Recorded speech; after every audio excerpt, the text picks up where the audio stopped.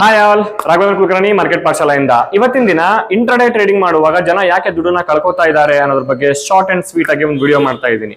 ಇಲ್ಲಿ ಜನಕ್ಕೆ ಬೇಕಾಗಿರೋದು ಏನು ಅಂದ್ರೆ ನಾಲೆಡ್ಜ್, ಬಟ್ ನನ್ನ ಪ್ರಕಾರ ನಾಟ್ ಓನ್ಲಿ ನಾಲೆಡ್ಜ್. ಸೊ ಇದಕ್ಕೆ ಬೇಕಾಗಿರೋದು ಡಿಸಿಪ್ಲಿನ್ ಮತ್ತು ಪೇಷನ್ಸ್.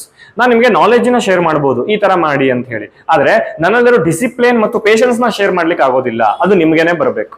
ಅದನ್ನ ನಾವು ಮಾರ್ಕೆಟ್ ಸೈಕಾಲಜಿಲಿ ಅರ್ಥ ಮಾಡ್ಕೋಬೇಕು. ಸೊ ಪೇಷನ್ಸ್ ಬರಬೇಕು ಅಂದ್ರೆ ಏನ್ ಮಾಡ್ಬೇಕು, ಡಿಸಿಪ್ಲಿನ್ ಬರಬೇಕು ಅಂದ್ರೆ ಏನ್ ಮಾಡ್ಬೇಕು, ಇವೆಲ್ಲವನ್ನು ನೋಡ್ಕೋಬೇಕು. ಸೊ ಇಲ್ಲಿ ಬೇಕಾಗಿರೋದು ರೈಟ್ ನಾಲೆಡ್ಜ್ ನ ಮಾತ್ರ ನಾನು ನಿಮಗೆ ಶೇರ್ ಮಾಡಬಹುದು. ಡಿಸಿಪ್ಲಿನ್ ಅಂಡ್ ಪೇಷನ್ಸ್ ಇಲ್ಲಿ ಬಂದಾಗ್ಲೇ ಬೈ ಮಾಡಬೇಕು, ಇಲ್ಲಿ ಬಂದಾಗೆ ಸೆಲ್ ಮಾಡಬೇಕು.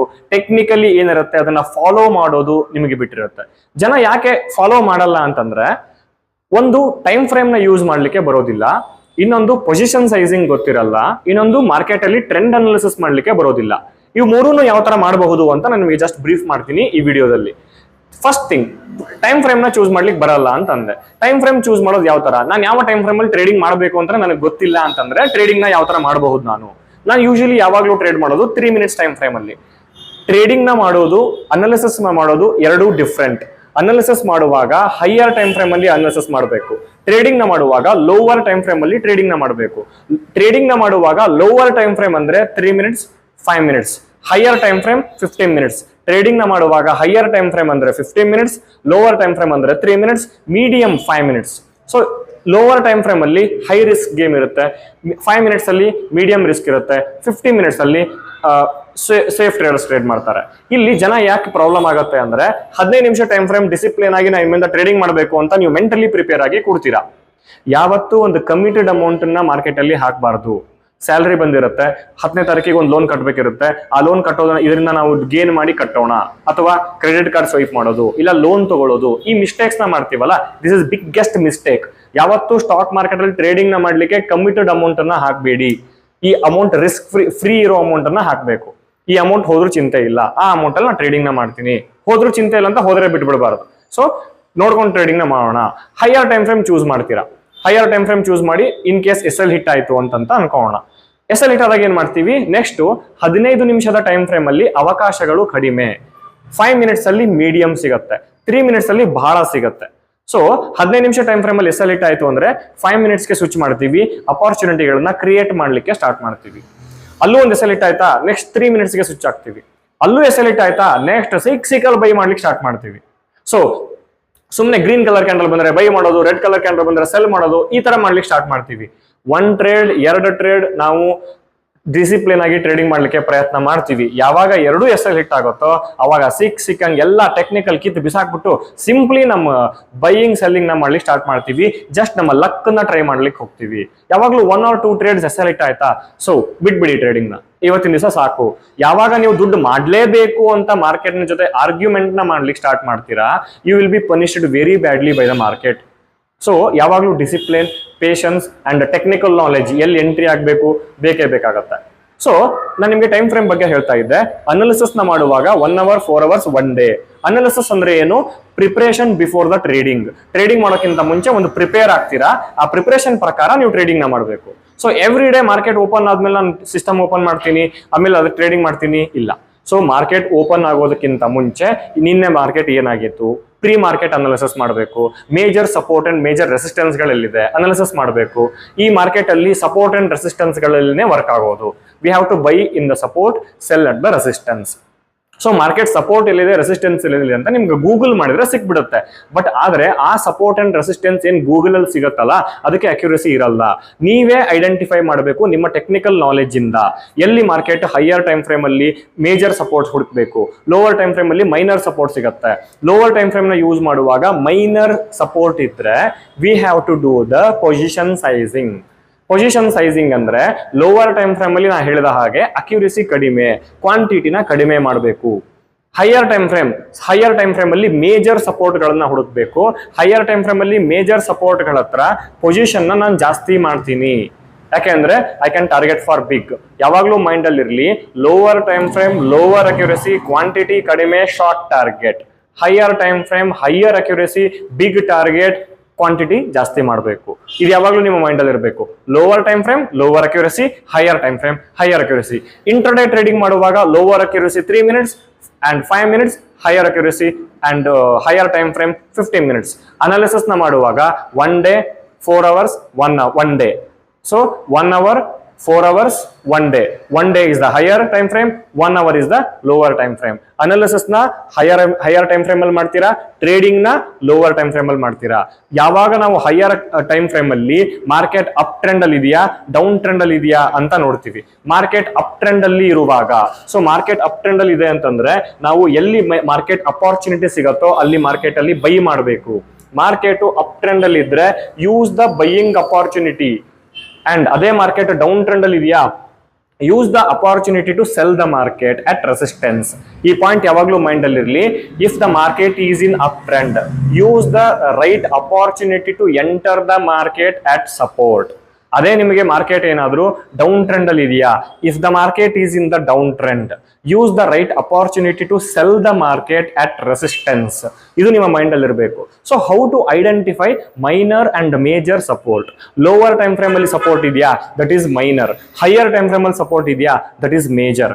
How to identify the support, that is very very important. ಅದನ್ನ ನಾವು ಚಾರ್ಟ್ ರೀಡಿಂಗ್ ಅಲ್ಲಿ ಕಲಿಬೇಕಾಗತ್ತೆ.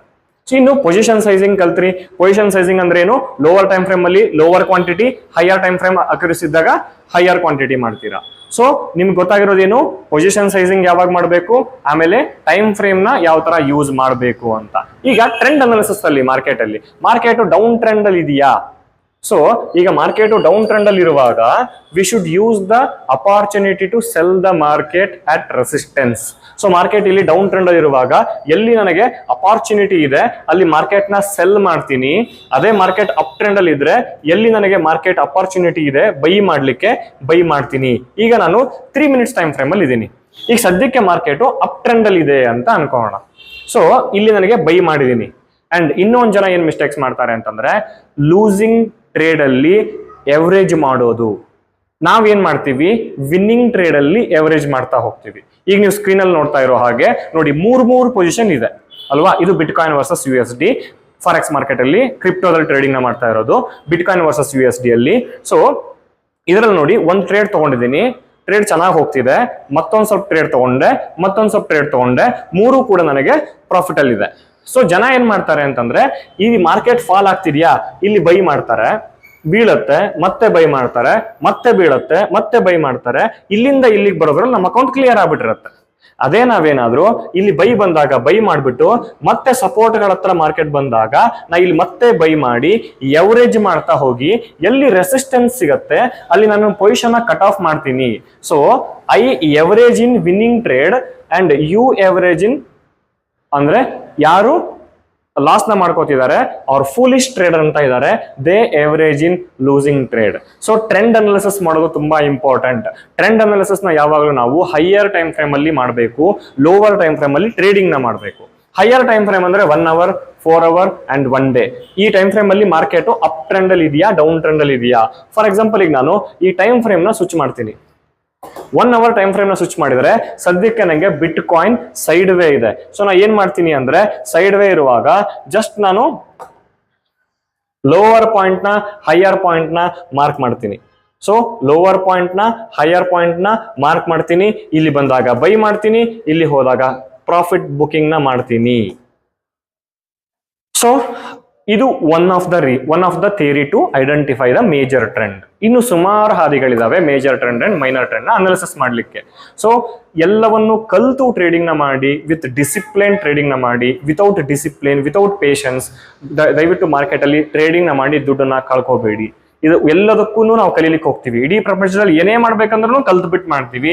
But why not stock market? ಯಾಕೆ ನಾವು ಸ್ಟಾಕ್ ಮಾರ್ಕೆಟ್ ನ ಕಲ್ತು ಟ್ರೇಡಿಂಗ್ ನ ಮಾಡ್ಲಿಕ್ಕೆ ಹೋಗೋದಿಲ್ಲ? ಸುಮ್ಮನೆ ಬೈ ಲಕ್ ಟ್ರೈ ಮಾಡ್ಲಿಕ್ಕೆ ದಯವಿಟ್ಟು ಬರಬೇಡಿ. ಲಕ್ ಟ್ರೈ ಮಾಡ್ಬೇಕು ಅಂದ್ರೆ ಕ್ಯಾಸಿನೋ ಅಥವಾ ಅಲ್ಲಿ ಇಲ್ಲಿ ಹಾರ್ಸ್ ಕೋರ್ಸ್ ಅಲ್ಲಿ ಇಲ್ಲಿ ಹೋಗ್ಬಿಟ್ಟು ನಿಮ್ಮ ಲಕ್ ಅನ್ನ ಟ್ರೈ ಮಾಡಿ. ಇಲ್ಲಿ ಲಕ್ ಅನ್ನೋದು ಬರೋದಿಲ್ಲ. ನಿಮ್ಮ ಶ್ರಮ ಎಷ್ಟು ವಹಿಸ್ತೀರೋ ಅಷ್ಟು ನಿಮಗೆ ಬರುತ್ತೆ. ಸೊ ನನ್ನ ಸ್ಮಾಲ್ ಸ್ಟೋರಿ ಹೇಳೋದಾದ್ರೆ, 8 ವರ್ಷಗಳ ಕಾಲ ನಾನು ಮಾರ್ಕೆಟ್ ಅಲ್ಲಿ ದುಡ್ಡನ್ನ ಕಳ್ಕೊಂಡಿದ್ದೀನಿ. ಸೊ ಒಂದು ರೈಟ್ ಮೆಂಟರ್ನ ಚೂಸ್ ಮಾಡೋದು ಕೂಡ ತುಂಬಾ ಇಂಪಾರ್ಟೆಂಟ್ ಆಗುತ್ತೆ ನಾವು ಕಲಿಯುವಾಗ. ಸೊ ರೈಟ್ ಮೆಂಟರ್ ಟ್ರೇಡಿಂಗ್ ಮಾಡ್ತಿರ್ಬೇಕು, ಟ್ರೈನಿಂಗ್ ಮಾಡ್ತಿರ್ಬೇಕು. ಸೊ ಈ ರೈಟ್ ಮೆಂಟರ್ನ ಚೂಸ್ ಮಾಡಿ ಅವ್ರ ಹತ್ರ ಮಾರ್ಗದರ್ಶನ ತಗೊಂಡು ಕ್ಲೀನ್ ಆಗಿ ಕಲ್ತು ಟ್ರೇಡಿಂಗ್ ನ ಮಾಡಿದ್ರೆ you will become a successful trader.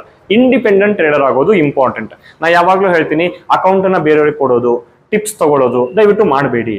ನೀವೇ ಸ್ವತಃ ಕಲೀರಿ. ನಿಮ್ಮನ್ನ ಯಾರೂ ಬಂದು ರಿಚ್ ಮಾಡಲ್ಲ. ನೀವು ರಿಚ್ ಆಗ್ಬೇಕು ಅಂದ್ರೆ ಸ್ವತಃ ನೀವೇ ಕಲ್ತು ರಿಚ್ ಆಗ್ಬೇಕು. ಸೊ ಯಾರು ಕೂಡ ಬಂದು ದುಡ್ಡನ್ನ ಗಳಿಸಿ ನಿಮ್ಮ ಪಾಕೆಟ್ ಅಲ್ಲಿ ಇಡಲ್ಲ. ಸೊ ನೀವೇ ದುಡ್ಡು ಮಾಡ್ಬೇಕು ಅಂದ್ರೆ ನೀವೇ ಸ್ವತಃ ಕಲಿಬೇಕು, ಶ್ರಮ ಪಡಬೇಕು, ಕಲಿಬೇಕು. ನಾನು 8 ವರ್ಷ ಹೇಳಿದೆ, 8 ವರ್ಷಗಳ ಕಾಲ ನಾನು ಮಾರ್ಕೆಟ್ ಅಲ್ಲಿ ದುಡ್ಡು ಕಳ್ಕೊಂಡಿದ್ದೀನಿ. ಈಗ ಆ 8 ವರ್ಷ ಏನ್ ಕಳ್ಕೊಂಡಿದ್ದೀನಲ್ಲ, ಲಾಸ್ಟ್ 3 months ಅಲ್ಲಿ more than 3 times, last 3 months ಅಲ್ಲಿ ಮೋರ್ ದೆನ್ 3 times ಆ ಕಳ್ಕೊಂಡಿರೋ ಅಮೌಂಟ್ ಅನ್ನ ಗೇನ್ ಮಾಡ್ಲಿಕ್ಕೆ ನನಗೆ ಈ ಮಾರ್ಕೆಟ್ ಕೊಟ್ಟಿದೆ. ಇಷ್ಟು ಅಪಾರ್ಚುನಿಟಿಗಳಿದೆ ಮಾರ್ಕೆಟ್ ಅಲ್ಲಿ. ಯಾವಾಗ್ಲೂ ಮಾರ್ಕೆಟ್ ಅಲ್ಲಿ ದುಡ್ಡು ಮಾಡಬೇಕು ಅಂತ ಬರಬೇಡಿ. ನಿಮ್ಮ ರೂಲ್ಸ್ ಗಳೇನಿದೆ ಅದನ್ನ ಸಿಂಪಲ್ ಆಗಿ ಫಾಲೋ ಮಾಡ್ತಾ ಹೋಗಿ. ನೀವು ರೂಲ್ಸ್ ಗಳನ್ನ ಫಾಲೋ ಮಾಡ್ತಾ ಇದ್ದಾಗ, ನೀವು ರೈಟ್ ಸೈಡ್ ಇರುವಾಗ ಮಾರ್ಕೆಟೇ ನಿಮಗೆ ರಿವಾರ್ಡ್ ನ ಕೊಡುತ್ತೆ. ಸೊ ಇಷ್ಟು ದುಡ್ಡು ಮಾಡಬೇಕು ಅನ್ನೋದು ಮೆಂಟಲಿ ಪ್ರಿಪೇರ್ ಆಗಬೇಡಿ. ಯಾವಾಗ ನೀವು ಪ್ರಿಪೇರ್ ಆಗಿ ಬರ್ತೀರಾ ಅಷ್ಟೇ ದುಡ್ಡು ಮಾಡ್ತೀರಾ. ಸೊ ನೀವೇನ್ ಮಾಡ್ತೀರಾ, ಪ್ರಾಫಿಟ್ ಆದ ತಕ್ಷಣ ಎಕ್ಸಿಟ್ ಆಗ್ಬಿಟ್ಟು ಕ್ಲೋಸ್ ಮಾಡ್ತೀರಾ. But market plan is different. Market ನಿಮಗೆ ತುಂಬಾ ಕೊಡಬೇಕು ಅಂತ ಇರಬಹುದು, but you are accepting very short profit. But ಅದೇ ಕಳ್ಕೊಳ್ಳುವಾಗ ಪೂರ್ತಿ ಅಕೌಂಟ್ ಕ್ಲಿಯರ್ ಆಗೋ ತನಕ ಬಿಡಲ್ಲ. So we have to minimise our loss, maximise our profit. So ನಮ್ಮ ರೂಲ್ಸ್ ಗಳನ್ನ ಫಾಲೋ ಮಾಡ್ಕೋತಾ ಟ್ರೈಲಿಂಗ್ ಸ್ಟಾಪ್ ಲಾಸ್ ನ ಯೂಸ್ ಮಾಡ್ತಾ ಹೋಗಿ. ಸೊ ಯಾವತ್ತೂ ನಾನು ದುಡ್ಡು ಇವಾಗ ಇಷ್ಟೇ ಮಾಡಬೇಕು ಅಂತ ನಾನು ಮಾರ್ಕೆಟ್ ಅಲ್ಲಿ ಬರಲ್ಲ. ಮಾರ್ಕೆಟ್ ಮೇಲೆ ಡಿಪೆಂಡ್ ಆಗಿರ್ತೀನಿ. ಮಾರ್ಕೆಟ್ ಯಾವ ತರ ಇರುತ್ತೋ ಅದನ್ನ ಫಾಲೋ ಮಾಡ್ತೀನಿ. ನಾನು ಯೂಶಲಿ ಲಾಸ್ಟ್ ವೀಕ್ ನೀವು ನೋಡಿದ್ರೆ around approximately $8,060. It is my highest ever gain in forex. It was around 7,000 and 7,000 2 times, 6,000 1 time, 5,000, 4,000, 3,000 ಈ ತರ ಸುಮಾರು ಇದೆ. ಆದ್ರೆ highest ever gain last week ಏನ್ ಮಾಡಿದ್ದು $8,060 in forex market. It was the highest. ನಾ ಹೈಯೆಸ್ಟ್ ಪ್ರಾಫಿಟ್ ಮಾಡಬೇಕು ಅಂತ ಯಾವತ್ತೂ ಕೂಡಲ್ಲ. Market will decide. ನನ್ನ ಕೆಲಸ ಏನು, ನಾನು ಟೆಕ್ನಿಕಲ್ ಅನಾಲಿಸಿಸ್ ಮಾಡೋದು, ಒಂದು ರೈಟ್ ಎಂಟ್ರಿ ಆಗೋದು, ವಿನ್ನಿಂಗ್ ಟ್ರೇಡ್ ಅಲ್ಲಿ ಎವರೇಜ್ ಮಾಡ್ತಾ ಹೋಗೋದು. ಸೊ ಹೈಯರ್ ಟೈಮ್ ಫ್ರೇಮ್ ಅಲ್ಲಿ ಟ್ರೇಡ್ ಸಿಗ್ತಾ ಪೊಸಿಷನ್ ಜಾಸ್ತಿ ಮಾಡೋದು. ಇವೆಲ್ಲ ರೂಲ್ಸ್ ಗಳನ್ನ ಫಾಲೋ ಮಾಡ್ಕೋತಾ ಹೋದಾಗ please don't plan your profits. Market will decide. Today ನಾ ಇಷ್ಟೇ ಪ್ರಾಫಿಟ್ ಮಾಡಬೇಕು ಅಂತ ಕೂಡಲ್ಲ. ಮಾರ್ಕೆಟ್ ನಾನು ಎಷ್ಟು ಎಕ್ಸ್ಪೆಕ್ಟ್ ಮಾಡ್ತೀನೋ ಅದಕ್ಕಿಂತ ಜಾಸ್ತಿ ಕೊಡುತ್ತೆ. I am the best example ಹೇಳ್ತಿರೋದು. ನಾ ಇಷ್ಟೇ ಪ್ರಾಫಿಟ್ ಮಾಡಬೇಕು ಅಂತ ಯಾವತ್ತೂ ಮಾರ್ಕೆಟ್ ಅಲ್ಲಿ ಕೂಡಲ್ಲ. If I am in the right side I will make maximum profit. If I am in the wrong side, ನನ್ನ ಅನಾಲಿಸಿಸ್ ರಾಂಗ್ ಇದೆಯಾ, I accept my small loss and I get out of the trades. So hope ಈ video ತುಂಬಾ information ಕೊಟ್ಟಿದ್ದೀನಿ ಅಂತ ಅನ್ಕೊಂತೀನಿ. So ತುಂಬಾ ಚೆನ್ನಾಗಿ market ನ ಕಲೀರಿ, ರೈಟ್ ಮೆಂಟರ್ ನ ಚೂಸ್ ಮಾಡಿ ಅಂಡ್ ಟ್ರೇಡಿಂಗ್ ನ ಮಾಡಿ, ಟ್ರೇಡಿಂಗ್ ನ ಕಲೀರಿ. ಫಾರ್ ನೆಕ್ಸ್ಟ್ 2 years ಅಲ್ಲಿ ನಾನು ಚೆನ್ನಾಗಿ ಟ್ರೇಡಿಂಗ್ ನ ಕಲ್ತು ಟ್ರೇಡಿಂಗ್ ನ ಮಾಡಿ ಪ್ರೊಫೆಷನಲ್ ಟ್ರೇಡರ್ ಆಗಬೇಕು ಅನ್ನೋದನ್ನ ಮೈಂಡ್ ಅಲ್ಲಿ ಇಟ್ಕೊಂಡು ಡೈಲಿ ಒಂದು ಅರ್ಧ ಗಂಟೆ ಟೈಮ್ ನ ಸ್ಪೆಂಡ್ ಮಾಡಿ. ಸೊ ನೀವು ಡೇ ಬೈ ಡೇ ಕಲಿತಾ ಹೋಗ್ತೀರಾ. ಕಲೀರಿ, ಲರ್ನ್ ಅಂಡ್ ಅರ್ನ್. ಡೈರೆಕ್ಟ್ ಆಗಿ ಯಾರು ಮಾರ್ಕೆಟ್ ತಗೊಂಬಂದು ದುಡ್ಡನ್ನ ಹಾಕ್ಬೇಡಿ. ಸುಮ್ಮನೆ ಒಂದು $10,000 ಹಾಕೋದು, $20,000 ಹಾಕೋದು, ಲಾಸ್ ಮಾಡ್ಕೊಳ್ಳೋದು, ಮಾರ್ಕೆಟ್ ಸರಿ ಇಲ್ಲ ಅಂತ ಮಾರ್ಕೆಟ್ ನ ಬ್ಲೇಮ್ ಮಾಡೋದು ಮಾಡಬೇಡಿ. ಯಾಕಂದ್ರೆ ಮಾರ್ಕೆಟ್ ಸರಿನೇ ಇರುತ್ತೆ, ನಮ್ಮ ಮೈಂಡು, ನಮ್ಮ ಟೆಕ್ನಿಕಲ್, ನಮ್ಮಲ್ಲಿರೋ ವೆಪನ್ಸ್ ಗಳು ಸರಿ ಇರೋದಿಲ್ಲ. ಸೊ ಹಾಗಾಗಿ ನಾವು ಮಾರ್ಕೆಟ್ ಅಲ್ಲಿ ಫೇಲ್ ಆಗ್ತೀವಿ. ಸೊ ಕಲಿಯೋದಕ್ಕೆ, ನಾವು ಕಲಿಸೋದಕ್ಕೆ ನಾನು ರೆಡಿ ಇದ್ದೀನಿ. ಕಲಿಬೇಕು ಅಂತಿದ್ರೆ ನೀವು ನಮ್ಮನ್ನ ಜಾಯ್ನ್ ಆಗ್ಬೋದು. ಸುಮಾರು ಇನ್ಸ್ಟಿಟ್ಯೂಟ್ಗಳಿದಾವೆ ಬೆಂಗಳೂರಲ್ಲಿ ಅಥವಾ ಹುಬ್ಳಿಯಲ್ಲಿ. ನನ್ನೇ ಜಾಯ್ನ್ ಆಗ್ಲಿ ಅಂತ ನಾನು ಯಾವತ್ತೂ ಹೇಳಲ್ಲ. So it's completely up to you. ಯಾರು ಒಂದು ಟ್ರೇಡಿಂಗ್ ನ ಮಾಡ್ತಿದ್ದಾರೆ, ಟ್ರೈನಿಂಗ್ ನ ಕೊಡ್ತಿದ್ದಾರೆ, ರೈಟ್ ಮೆಂಟರ್ ನ ಚೂಸ್ ಮಾಡಿ ಅನ್ನೋದು ನನ್ನ ಉದ್ದೇಶ. ಸೊ ಆ ರೈಟ್ ಮೆಂಟರ್ ಯಾರಿದ್ದಾರೆ ಅದನ್ನ ಐಡೆಂಟಿಫೈ ಮಾಡಿ ಅವ್ರ ಹತ್ರ ಮಾರ್ಕೆಟ್ ಬಗ್ಗೆ ಕಲ್ತ್ರೆ you will become an expert. So thank you for watching the video. Hope ಈ ವಿಡಿಯೋ ಇಷ್ಟ ಆಗಿದೆ ಅಂತ ಅನ್ಕೊಂತೀನಿ. Once again thank you. Happy trading, happy learning.